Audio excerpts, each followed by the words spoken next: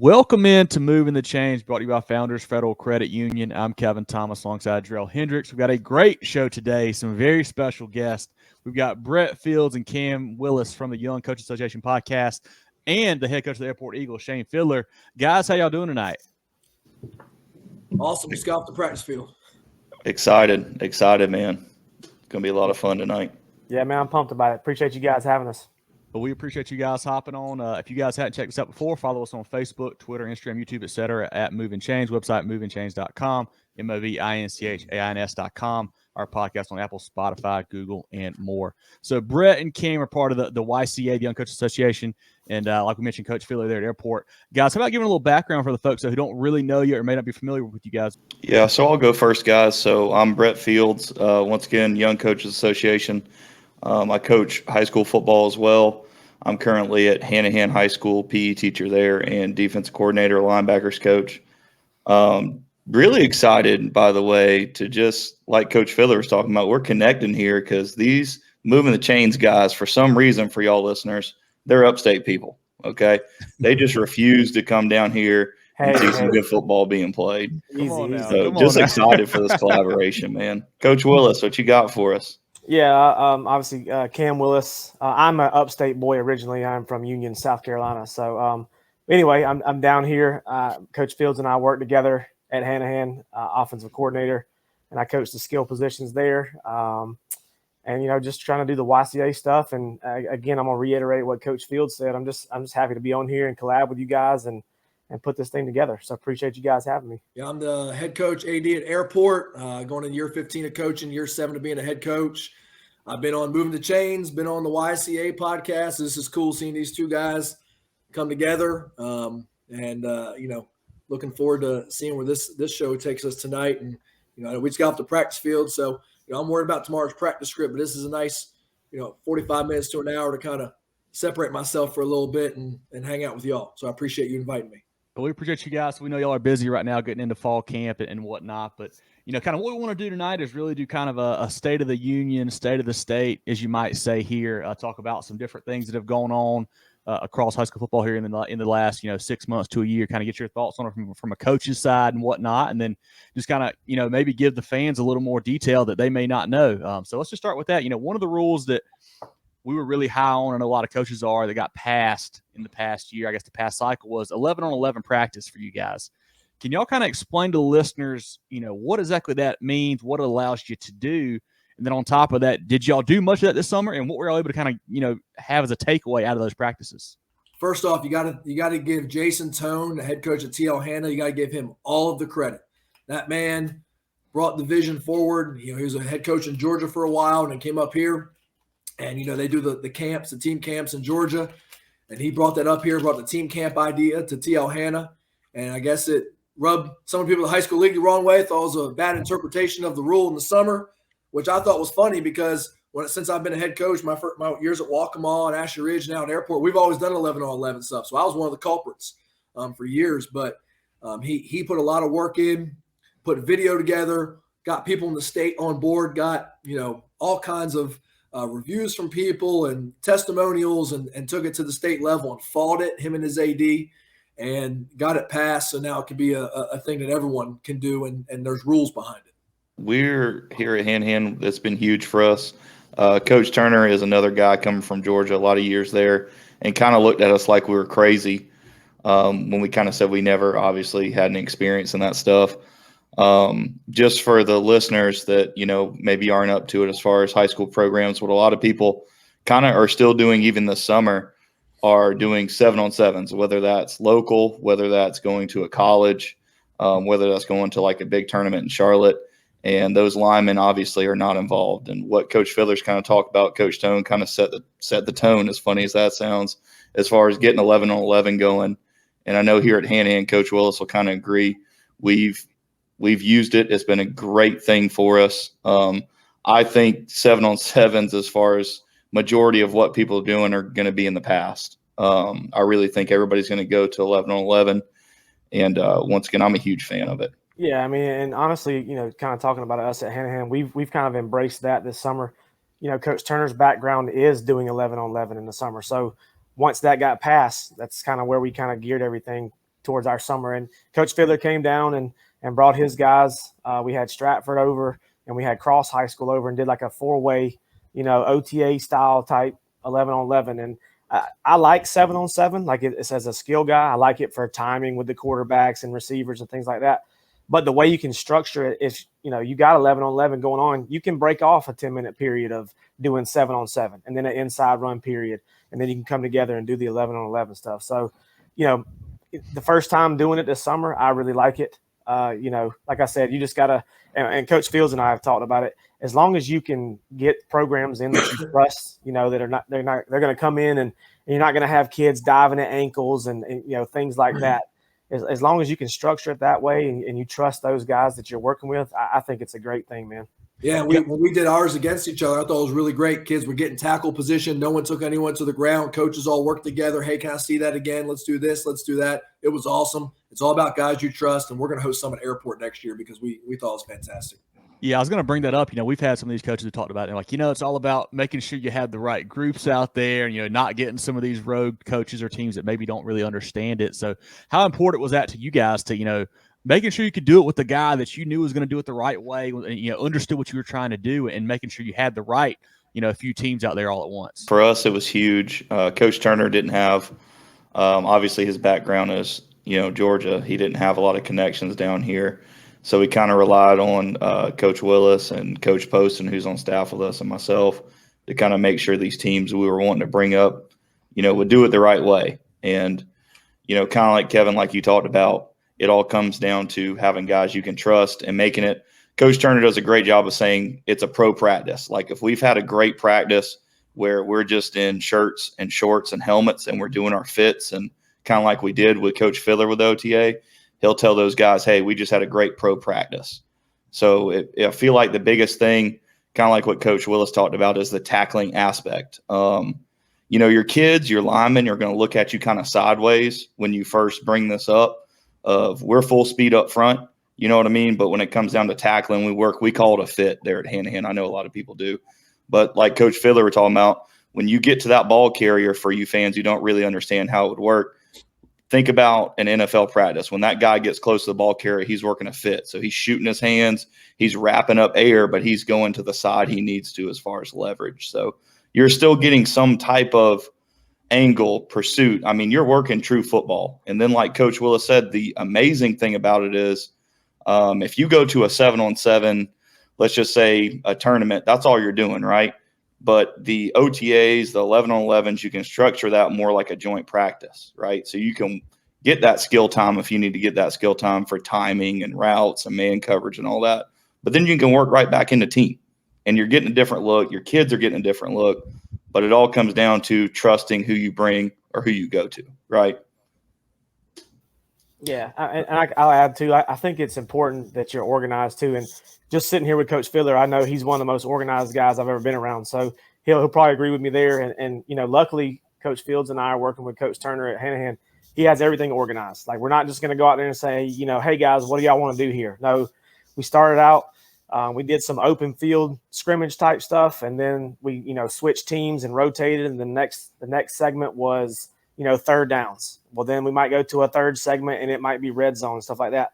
But like I said, if you're organized and you can get that and you can get those programs, like I said earlier, that you trust, I think it's one of the best things that we've done here in the state of South Carolina. Kind of piggybacking on that, Coach Tone, I know it's very beneficial for him, the type of offense that he runs up there at TL Hanna. Were you guys able to see much of that, this offseason doing those joint practices? Or is that something that you guys didn't see and it was more work that was similar to your offensive styles?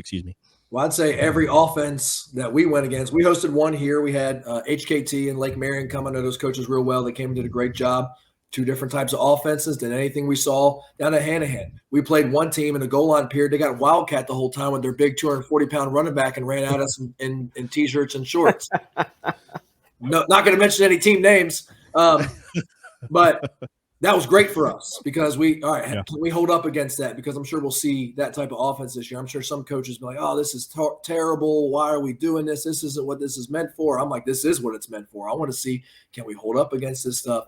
And now we got it on film. We can check our fits, coach kids up. And then when we play in an offense like that down the road, we can refer back to that moment and deal with it. As far as down here, Jarrell, we really didn't see any like flex bone looks. I think the flex bone coaches, I'm not saying I talked to every one of them, but I think some of the flex bone guys are a little wary of it.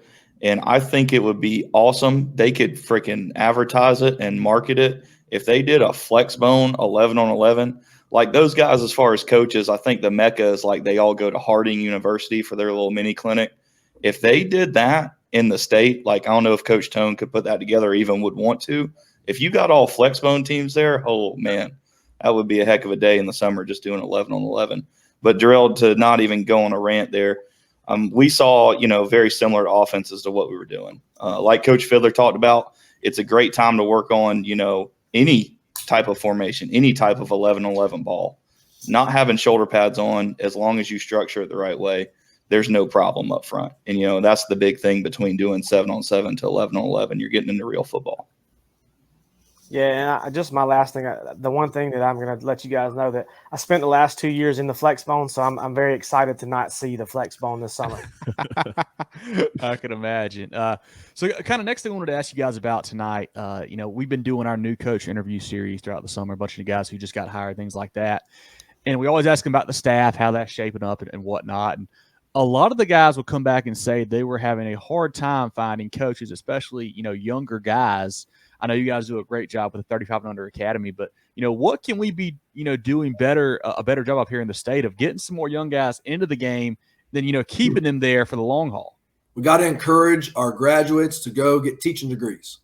Simple as that. Go, if you want to be a coach, if you have any inkling, all right. I was sitting with guys, the head coach at Hilton Head Prep now, Dusty Effridge. He was student, you guys know Dusty. Yep. He was student assistant in for Ellis Johnson at Carolina. I'm sitting in the car with him. He calls Ellis Johnson and he says, Ellis, you have any advice for me? And Ellis goes, get your teacher certificate. Mind you, this is a guy who Dusty's trying to coach college. He's trying to get involved in that game. He said, get your teacher certificate. I didn't have mine at the time. I took the advice and it wasn't even for me. So if Ellis Johnson ever hears this, thank you. Your advice to somebody else paid off for me. I went and got my teacher certificate and it's paid off. Go get your teacher certificate so you can get in the building, because there's a lot of young coaches that get in and they're like, man, I ain't making no money. The job I have that makes money doesn't match up with the hours of coaching, and then they fade away.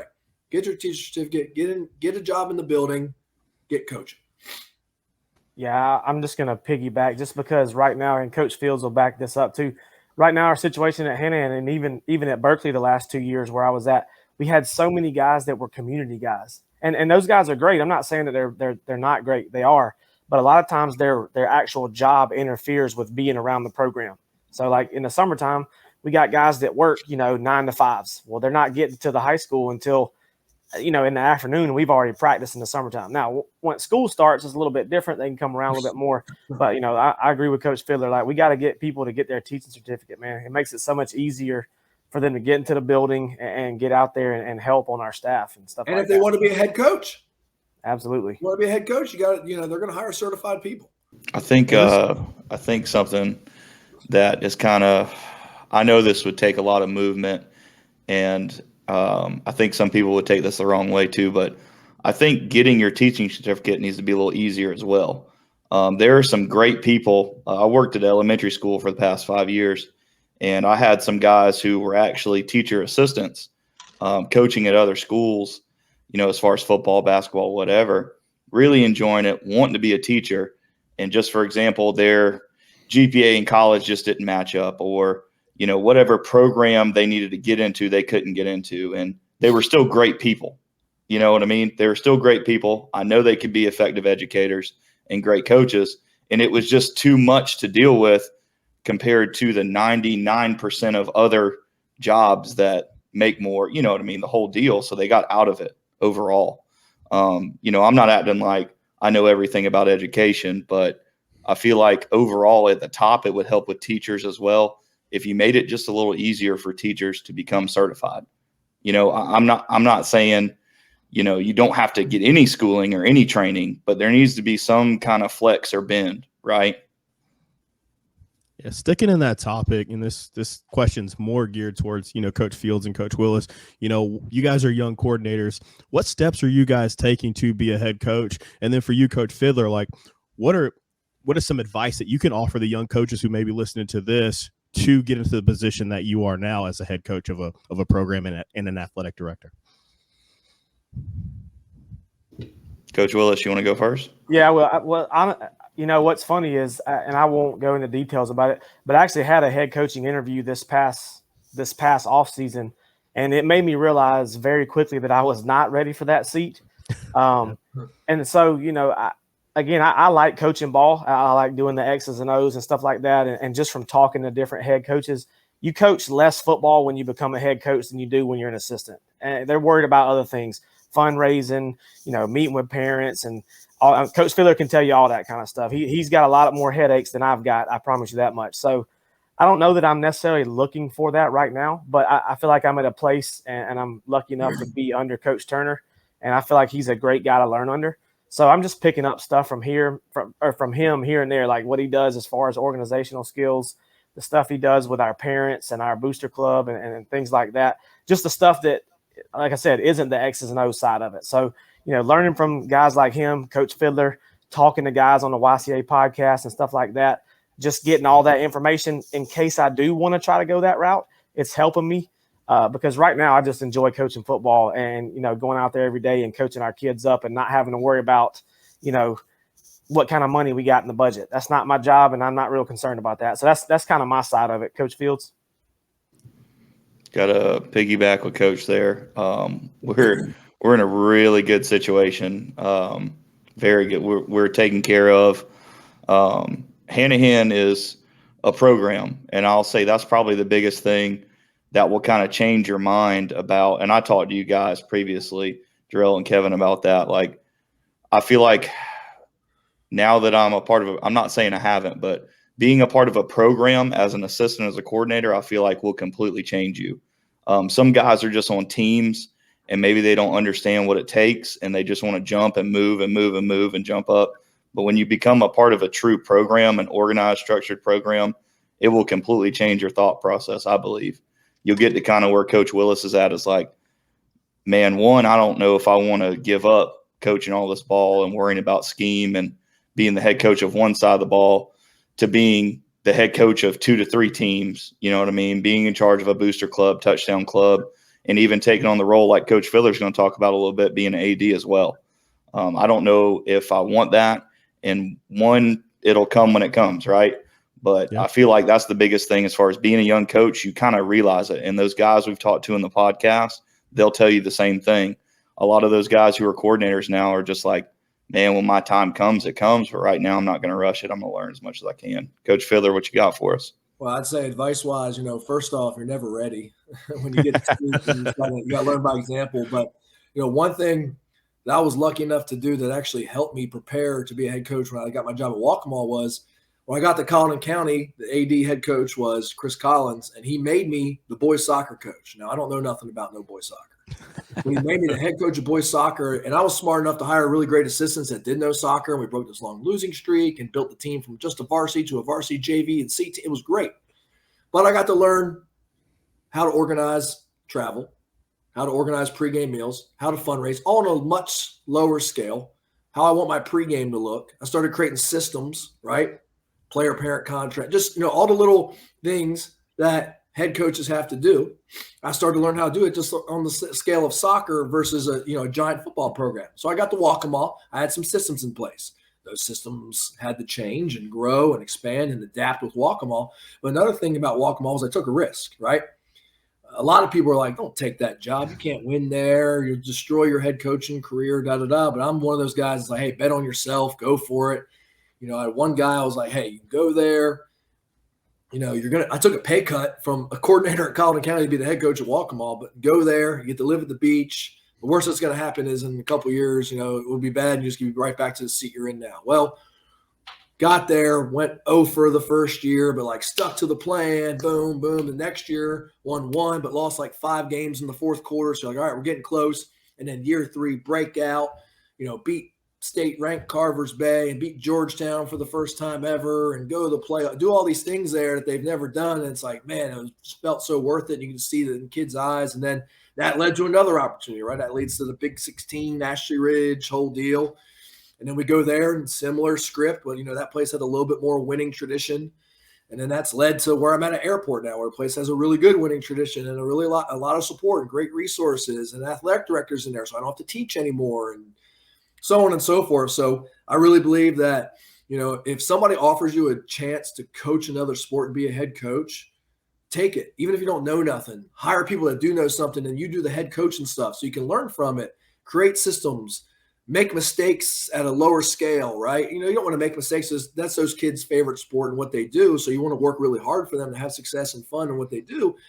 But, go be the golf coach, go be the tennis coach, go be the soccer coach, go be the wrestling coach, go do something like that so you can start creating those systems. And when you do become a head coach, take a chance on yourself, right? And not everyone's going to get a huge paying job or a big time job. Your first one, you got to go to Walk-A-Mall, right? You got to go somewhere that they need somebody like you to come in and give that energy to build the program up so that way they can have success. Maybe they're not having success for a reason. I heard somebody told me once, they said, if they were really good, they wouldn't be hiring you. I'm like, man, you're right. Just recognize that yourself. So just go there and, take the chance. If you want to be a head coach, if you want to be a coordinator, take the chance. I went to Eau Claire to be a coordinator.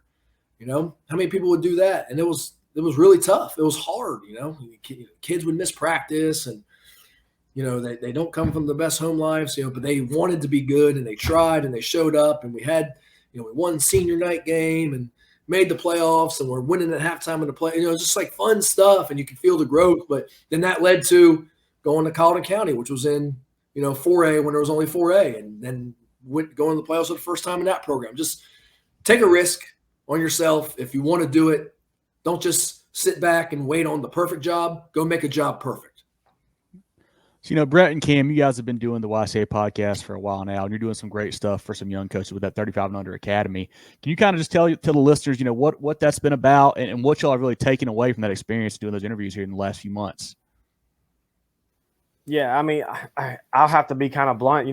Honestly, we talked about it, Coach Fields and I. We kind of just sat around at his house, in the past and with some buddies and just were talking ball, just like everybody does. And we're like, hey, let's come up with this idea, Young Coaches Association. And, it sat there for like a year or two and we didn't do nothing with it. So that's why we, put established in 2020 because we didn't really mess with it until this past year.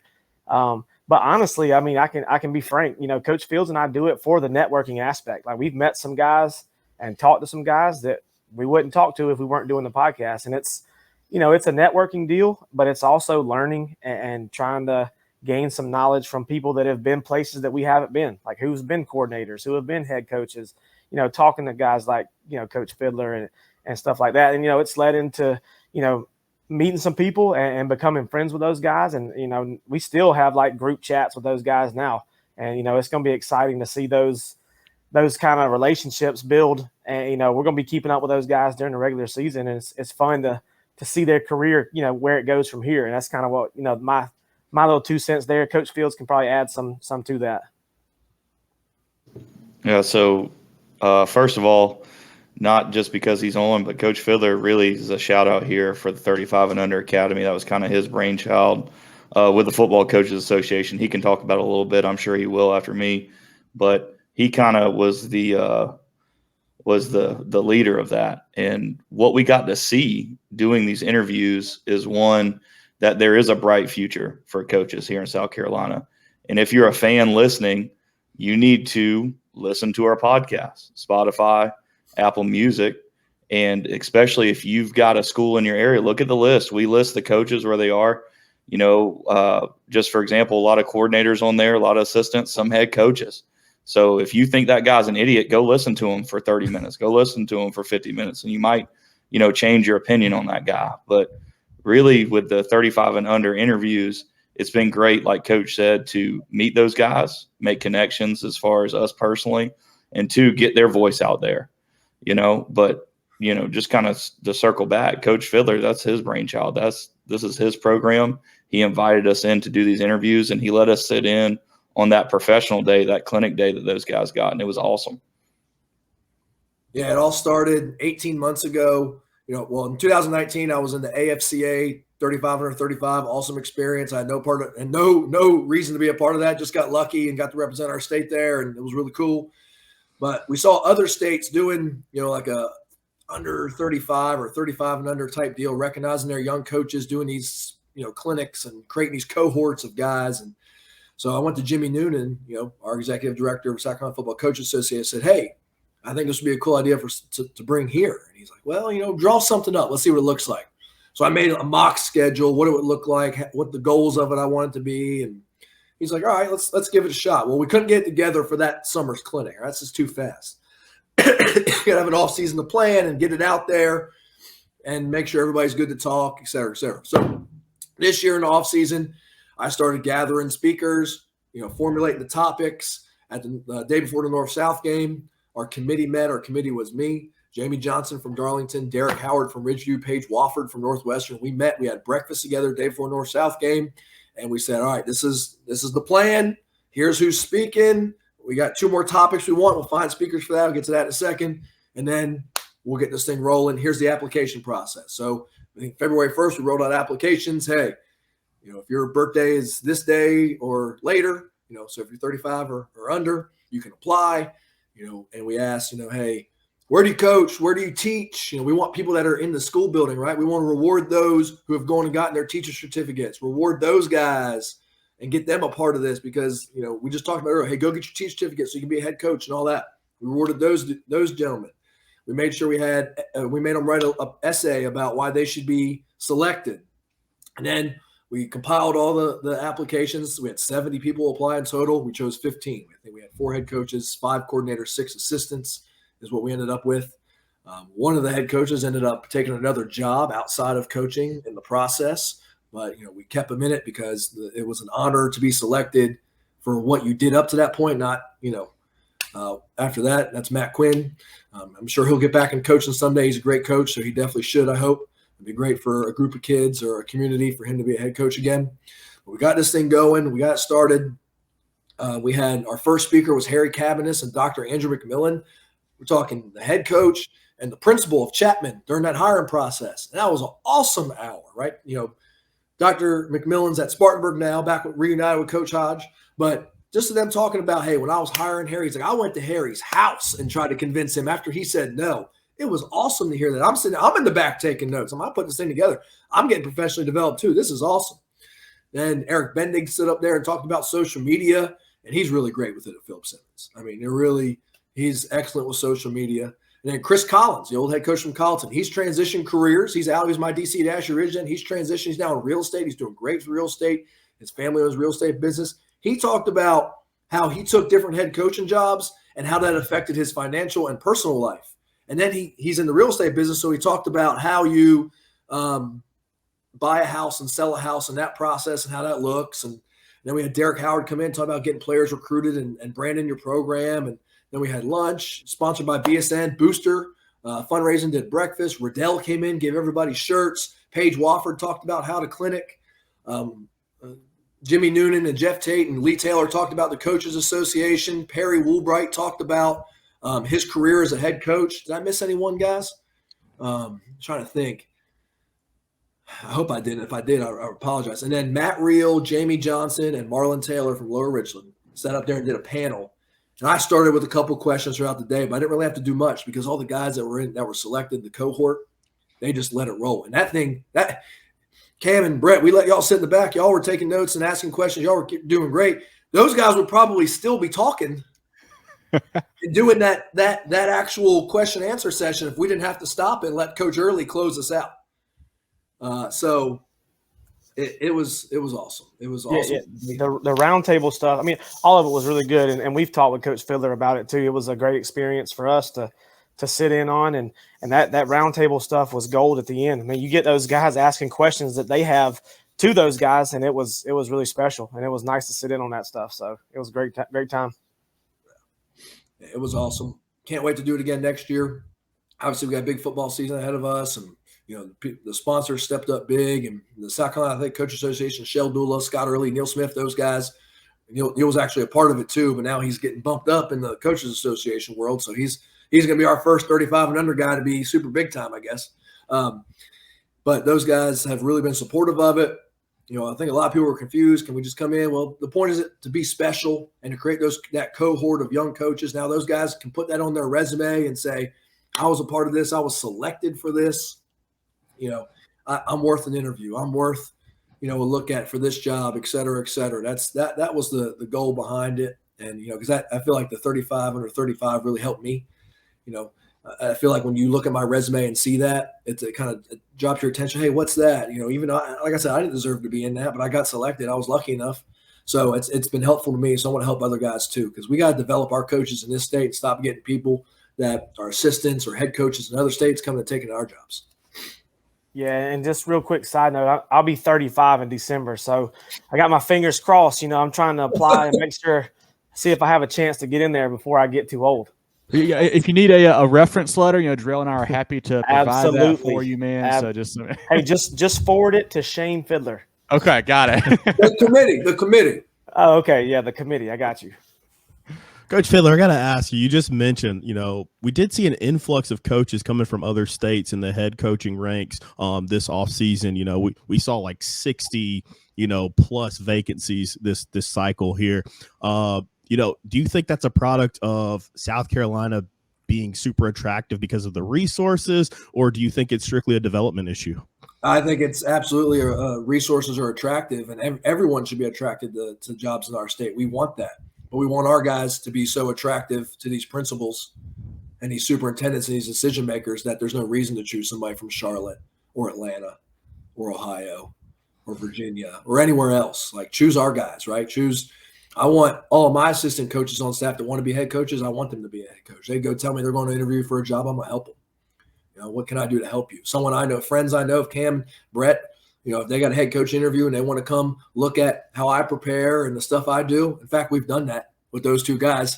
Remember that? We sat on a Friday night in my office at Ashley Ridge for like 4 hours. Our wives were so mad.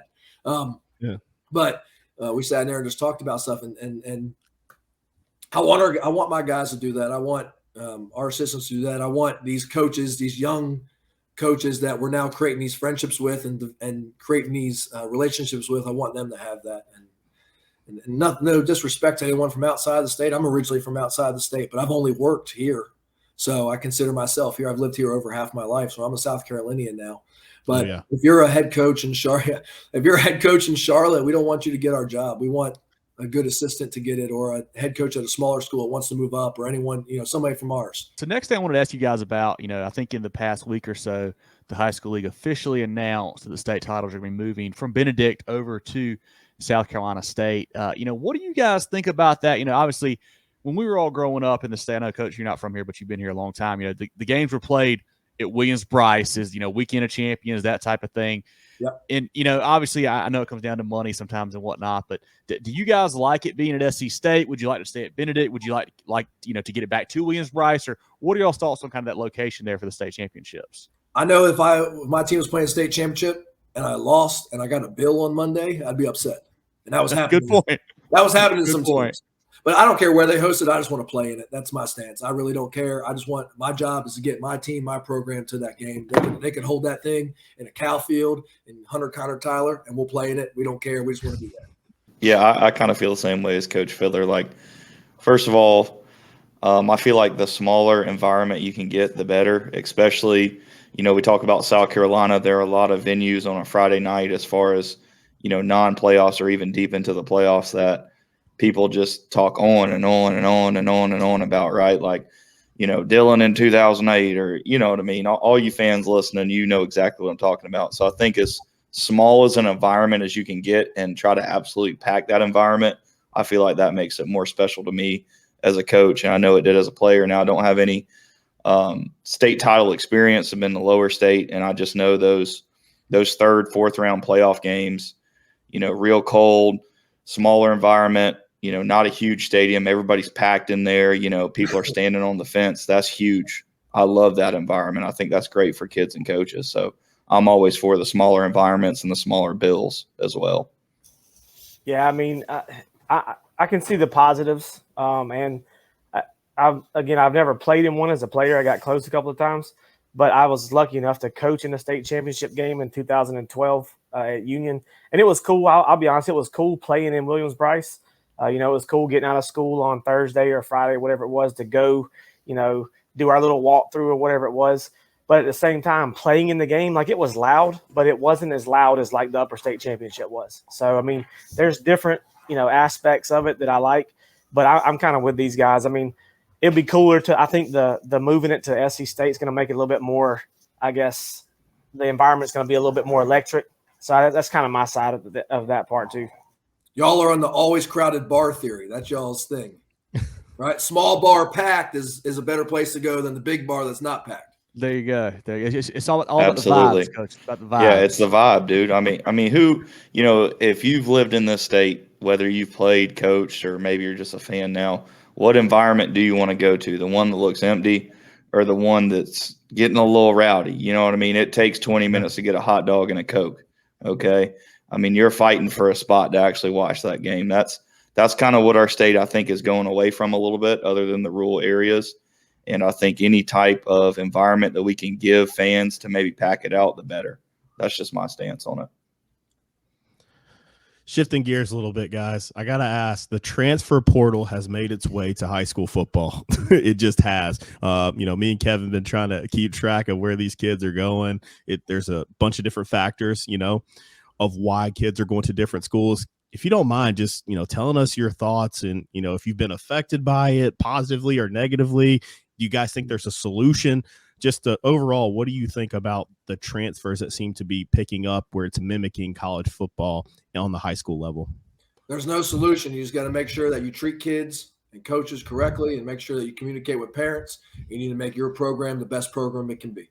Simple as that. You got to promote what your school has to offer. You got to make your place important. I'm lucky enough to be at a place now where it is. We got great resources.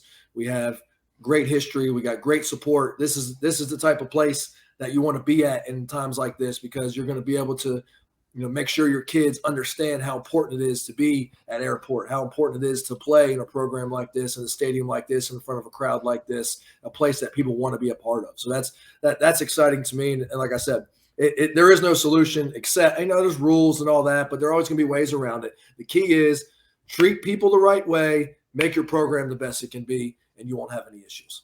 Yeah, I mean, Coach just pretty much hit it on the head. I mean, it is what it is. I mean, once the college game started turning into that stuff, everybody knew it was going to kind of trickle down to the high school effect. I mean, you got social media nowadays, and you got all kinds of different avenues for kids to see other places, and social media is a big part of that. Like I said, you got XYZ schools putting out there that they're slinging it around. They got 1,000-yard receivers or running backs and stuff like that. Well, then you got little Johnny over here at the small A school that wants to go be a big time somewhere. So, I mean, it's going to happen.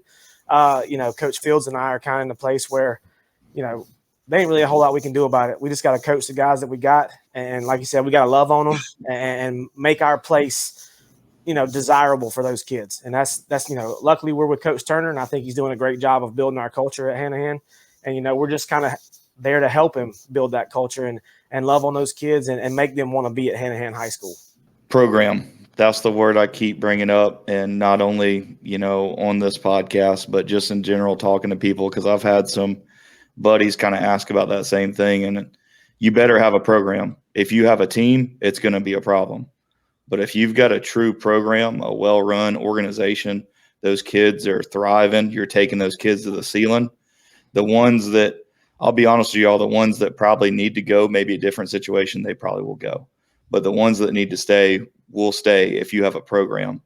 If you're a fan and you're listening, and it might be a little exciting to you, this might be a little exciting. And I think from a fan perspective, if you're interested in high school football in South Carolina, it probably is a little fun to look on Twitter or Facebook and see the drama.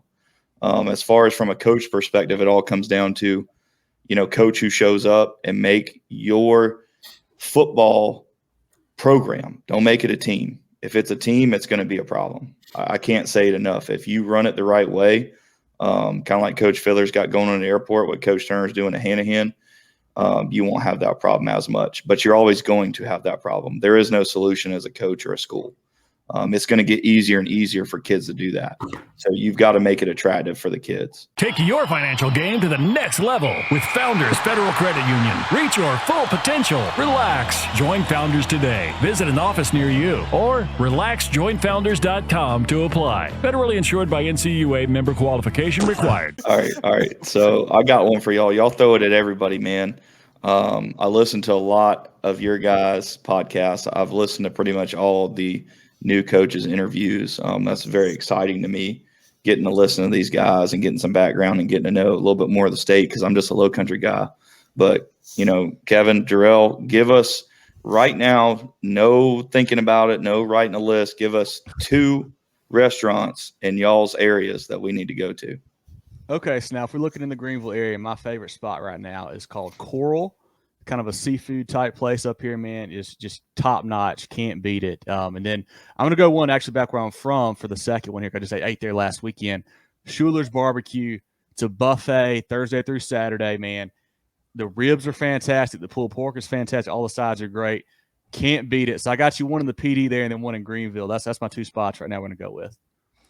2 restaurants on the spot. I got to go Trapdoor in Greenville. That's one of my favorite places to go. Kind of Belgian food. Go get you some fries. They have like 20 different flavored mayonnaises that you can get with your fries. So you can do that. Go get you some duck, something like that. Bring the wallet.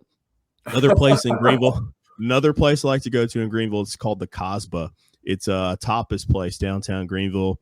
Take your significant other over there. Go get you about 5 or 6 small plates.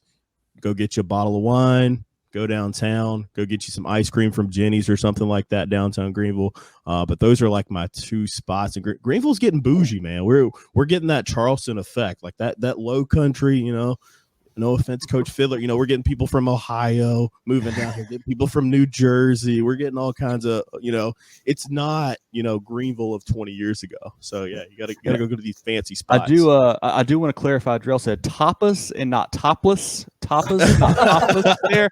That is tapas. That would be a different spot for that, actually. Yeah, but we're PG-13 on this show here at Moving the Chains. So I wish I would got these recommendations last week before the coaches clicked. The wife and I went to Sobeys. Sobeys is solid. Sobeys is good. Right, okay. Sobeys is a good spot. I like Sobeys. It's good. I like Sobeys. So it's an OG. Like that's one of the original downtown Greenville restaurants. They had the windows open, I'm sure, right there on Main Street. To come in. Yeah. Upstairs. It was nice. It was real nice.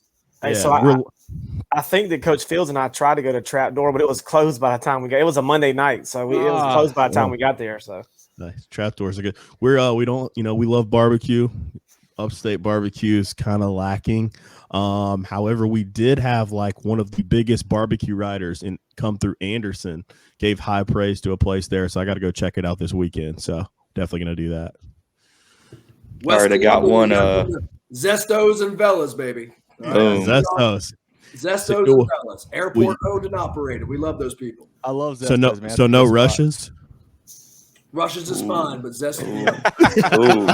That's mine and Field's spot on the way back from the upstate. We always stop by Rushes. We always stop. Rushes was my spot forever too, but now I'm the head coach AD at Airport. Zestos. Got to go to Zestos. Boom. Coach Fidler, do you bring it back and do you eat it into your indoor facility at Airport or? I don't want to dirty it up. Why'd you bring that up? Smart man. The George Agency has been serving the insurance needs of South Carolina for over 40 years. They're a full-line insurance agency concentrated in employee benefits and health insurance with an office in Mullins and Murrells Inlet, but they can help you all across the state. They have clients in Greer, Rock Hill, Columbia, and more, so wherever you are, they can help. Give Bradley, Wayne, Richard, and the crew a call or check them out online at thegeorgeagency.net. That's thegeorgeagency.net. I have a question. Yeah, I was about to say, go ahead, Coach. I got one as well. Chains guys, what would you like to see head coaches in this state do more of to help you guys and what you guys are trying to do with your initiative? Man, I'll tell you, you guys do a great job, but y'all 3 do. But just putting out more content on social media, whether that's highlights or just sharing their kids' profiles and even stats are really big for us. We try to do a player of the week, and half the time we're picking from like the same 5 schools because that's the only people we can find stats for. So just, doing more of that type of stuff. And then, same thing with the kids' handles that we're trying to tag them and stuff that we're giving them when you can't find them because everybody's got, their nickname is their Twitter handle and this and that. So just maybe even coming up with like some kind of a list they could send out like, hey, this is our kid's Twitter. Here's his this, something like that would be major help to us instead of having to kind of dig around and search and go through following list and follower list to try to find the right kids on a week in, week out basis. Kevin wants a media guide from every athletic. There we go. That's what he's saying there. Yeah, just more work. Like you don't have enough to do, Coach Fidler. That's right. But for me, it's probably the same thing. Just making sure that these kids, have an opportunity so guys like us can, retweet their stuff, follow their games. Because most of it, a lot of the max prep stuff, unfortunately, is not right most of the time. It's hard to get on stats lists. We never have a problem with access. I do have to say that the ADs, coaches, they always give us time. There's rarely been a situation where we haven't been able to go cover a game, haven't been able to schedule an interview, haven't been able to talk to a player if we needed to. So that's always been beneficial. But like Kevin was saying, just, easier access to the player. So that way, if we want to like, hey, this kid's doing big things, we do, like, we have college coaches that, follow our small thing as well. Maybe someone may see a clip that we put out and, can lead to a scholarship, something like that. Cause that's all that we like to do at Movin The Chains is, push you guys as coaches, push the staffs, push the communities, the environments, but most importantly, the players. All right. So my question now, I guess I got to ask one too. What's it going to take for Coach Fields and I to get the Movin The Chains guys to come down to Wiley Knight Stadium for a game at Hanahan? I tell you what, man, we need to do that. We've been kind of looking at our calendar and seeing what we can make it down there for. So obviously we're big high school football guys. We're also big Clemson football fans. So Saturdays are a little bit taken up sometimes. So these long road trips make it a little bit tough. But we're looking at maybe making a game down there early in the year, down there in the Low Country. But Drew, I'll let you take that one. Kevin's gonna give you Kevin's giving you the political answer. We need some money. We need a place to stay. We'll sleep on the dog bed. We need. It's hard making that 4-hour trip down to Charleston. We need to be financially incentivized. I'm just kidding. No, we just got to carve it out on the schedule, man. So we'll let Coach Fields can handle the pay. I'll let you stay at my house. We'll let him pay you though. There we go. So here's the deal. If you do that, Rail, you're going to come with me to my house in Somerville, and on Saturday, you're going to help me break down the next opponent. And then, Kevin, you'll stay at Cam's, and then Saturday morning, you'll help with the offensive breakdown. How's that sound? Perfect. Wait, I thought offensive coaches didn't work as hard as defensive coaches, Brett. That's why I put Jarrell with me. I'm getting lucky. That's why I put Jarrell with me, Coach. Which I take major offense to. How many different formations we give you in the playoffs, Brett? Don't start. Listen, I'll be by the pool on Saturday, so I ain't got nothing to do on Saturday, right? Yeah, Cam's just chilling in the lounge chair on Saturdays. Don't I'm over buy there into sweating. Don't buy into that from Coach Fields. He's fibbing. No, guys, I got a serious one for you though, Kevin and Jarrell. So, Coach Fidler kind of stole my thunder. That's what I was going with. But as far as two guys looking from the outside in, as far as programs and teams and whatnot, and you guys are great with your previews. Like I said, you try to make a game pretty much every Friday, correct? Yep. One thing that scares me as far as moving up in the coaches' ranks right now, I'm a coordinator, I've been assistant for a long time, and I want to be a head coach. But something that really scares me, other than staff, is packing a stadium. Creating a good, safe, fun environment. It's something down here in the Low Country that I think we're lacking. A lot of people look down on us as far as football, but I think the quality of football isn't lacking. It's just a little resources. But the biggest thing to me is you go to an environment Friday night down here, and people have so many things to do in Charleston in the Low Country, and they don't want to come. So as somebody who wants to be a head coach, wants to pack out a stadium, you guys have been to a bunch of different environments. What is something from the fan or paying perspective that could get you guys to come to a game? If your kid isn't playing or your cousin isn't playing, or what's something in that environment in that stadium on Friday night that could help that?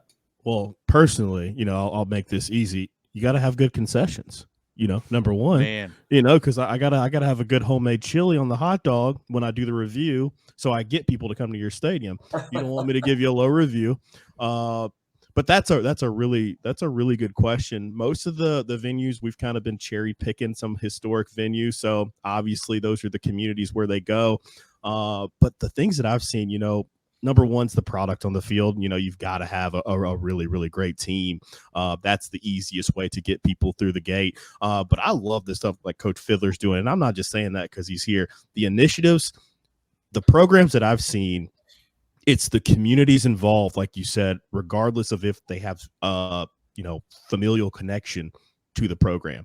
When you build that community and the people are like, I'm just going to go to a game, Coach Fidler's getting everyone in that community involved to come to Airport regardless. I think those are the steps that you have to take and kind of piggyback off the guy that's a couple tiles down, because that's what I've seen. And we see it all the time. We went to Abbeville. Obviously, they've won 300 state championships, but we're sitting next to people like, who's your son? Who's your grandson? Who's your nephew? And they're nobody. Like, we're just here. Now, not to say that Abbeville has the things to do that Charleston does, but once you build that community and you have sustained success, people are just going to continually come out to your venue. Yeah, I think that's it. I mean, getting the community to realize that you care about those guys too, whether that's, taking your team out to do, service projects or taking your team out to have some kind of fan fest or whatever it is, but doing stuff to, you can't just say, hey, come to our game on Friday. You got to show them that you care about the community, that you're building something for the community as well. I think that's the big thing to it. I mean, Drell hit it on the head, though. Concessions is number one for me too. But no. But yeah, I mean, Charleston's a tough one too because there's so much going on. It's always like you're competing against the movie theaters or against King Street or the restaurants or whatever. What do you do to get people to come out there? And maybe that's having extra food trucks or having something for the kids to do during the game, or giving free admission to the rec guys if they wear a jersey or whatever. So just kind of adding in some ideas like that. But I think the main thing is just showing them that you want to be part of the community. Don't just show up on Friday nights. Like, get out there and get involved with what they've got going on outside of football. Little sidebar, when I was head coach at Walkmall, we scheduled a couple teams in the Charleston area. My parents thanked me after the year because they got to go eat at the restaurants in Charleston and then come to the game. They're like, man, that was the best idea ever playing. We know why you were driving all the way down there for games, but we appreciate it. Yeah, so I threw that out there just because my year as a coordinator at Cross, we went to Whale Branch a couple years ago, and their facilities are beautiful. And it's not really – there's Beaufort close, right? But it's not quite that Charleston hub. Those kids it was a very good program, right? As far as 1A, you had the linemen go to Michigan, had the running back running for 5 million yards. I really was hoping for a great environment. It was a region game. I got down there, it's turf, beautiful, newer stadium.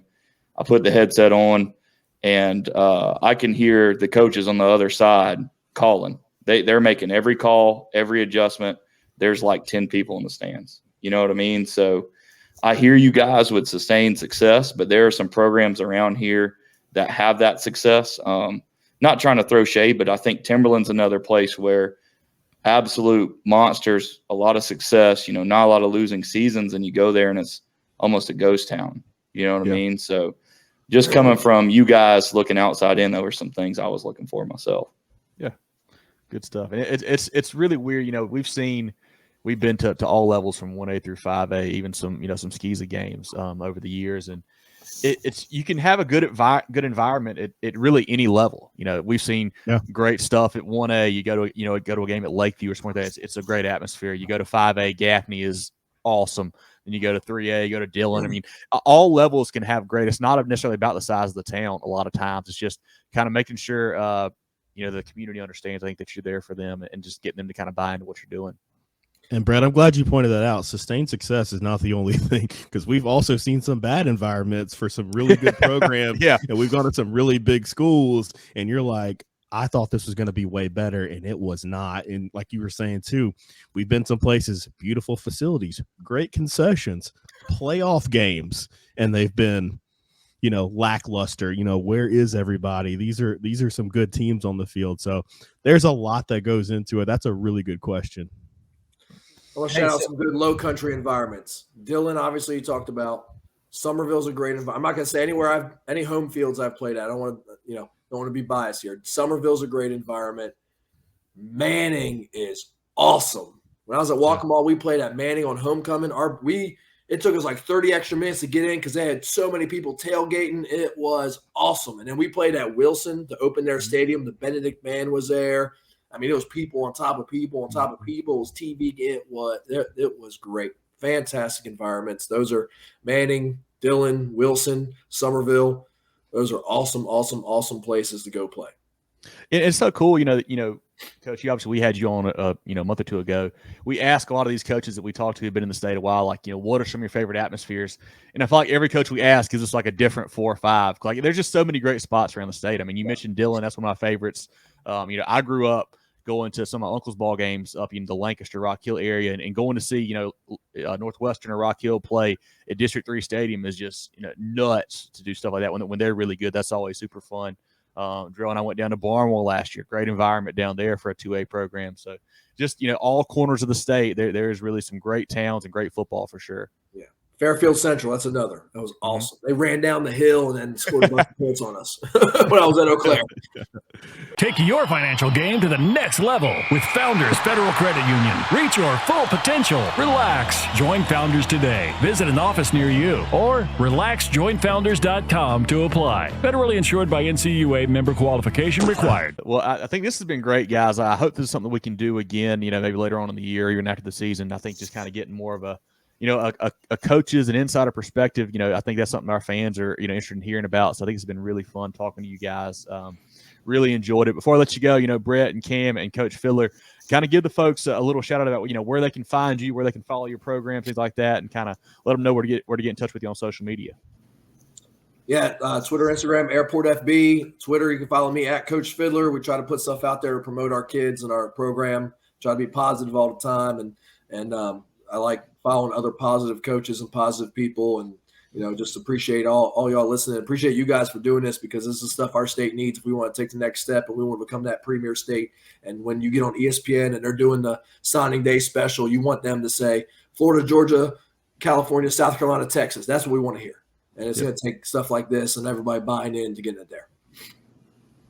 Yeah, and Coach Fidler, real quick, you forgot it's called X now. I don't think it's Twitter anymore. I'm old school, baby. It will always be Twitter. Yeah, exactly. I hate the new logo. Anyway, so myself at Coach Willis 11, that's my personal Twitter.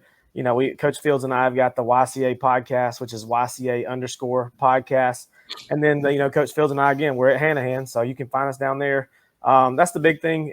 Like I said, appreciate you guys having us on here, doing this kind of collab together, and, kind of an inspiration. You guys do a great job. So me, Coach Fields and I can kind of clean up some of our stuff and make our YCA stuff better and continue to work with you guys in the future. So appreciate it again.